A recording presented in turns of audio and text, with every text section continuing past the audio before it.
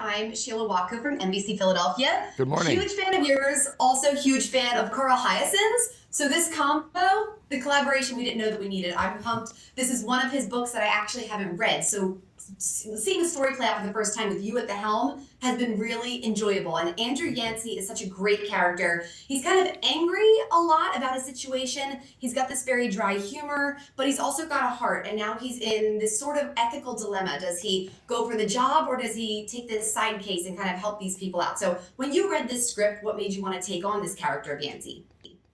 Carl Hiassen, as you said, is such a great author and creates such a great world. And then the showrunner, Bill Lawrence, who obviously has done Ted Lasso, Shrinking, Spin City, such a great writer. I've known him for a long time, and so when I read the script, it was so funny, but also grounded and had a lot of stakes to it, if you will. There's some good action in the piece as well, so it's very original. You don't see a lot of tones like this where you have real comedy and personalities, but you're also dealing with real stakes and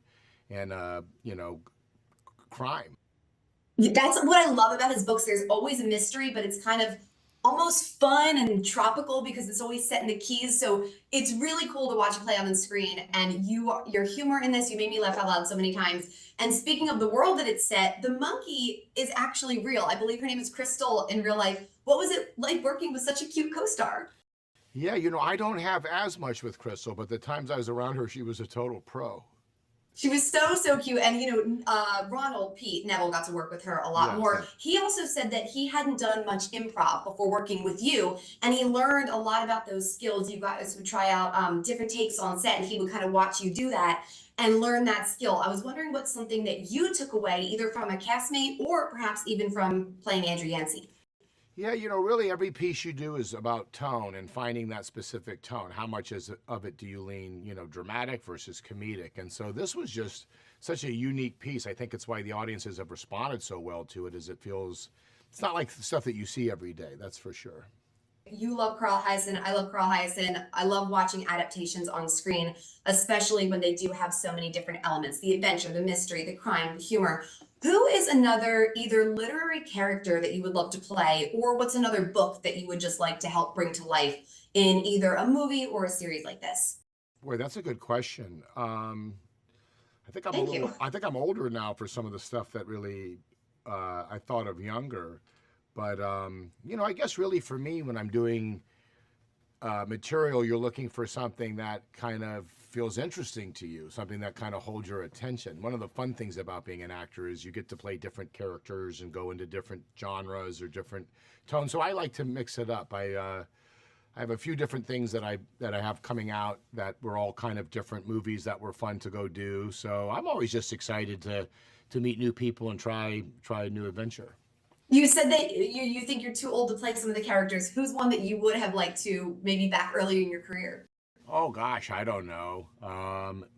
Maybe as a kid I would like to play Tom Sawyer. I like that book quite a bit. But yeah, there's just I've always read a lot, and as a kid, one of the great things I did was just read books that I liked, and I would encourage anyone out there. It seems like these kids get too much homework, and there's too much of it nowadays. I think it's crazy, and there's too much stress for these kids about getting perfect grades and all of that. So I do think learning is best served when you get to explore things and, kind of form opinions about them and really kind of question things and see how you feel about things. So I think reading for enjoyment is one of the great joys of life. It is. I am such a reader, so I love that you said that. And I'm going to get wrapped. But Vince, I have to tell you, earlier this summer, I was talking about you with Alanis Morissette. Because one of my favorite movies of all time is The Internship. Yes, and there's a great scene where you and Owen Wilson are singing Ironic at the top of your lungs in a car. So I asked her this. Her answer was Taylor Dane, but I'm going to ask you as well. What's your go-to scream in the car song? That's hilarious. My go-to scream in the car song, I guess really it's whatever my daughter is into at the time. She's 13 and she has a nice array of tastes, so it's kind of whatever she's rocking for that couple months where it's sticking. That's how my dad was too. He's got 3 girls, so I'm sure he would agree with you. Vince, so great to meet you. What Thank a pleasure. You so Lovely much. talking to you as well. And hi to my Uncle Jimmy, who's there in Philly.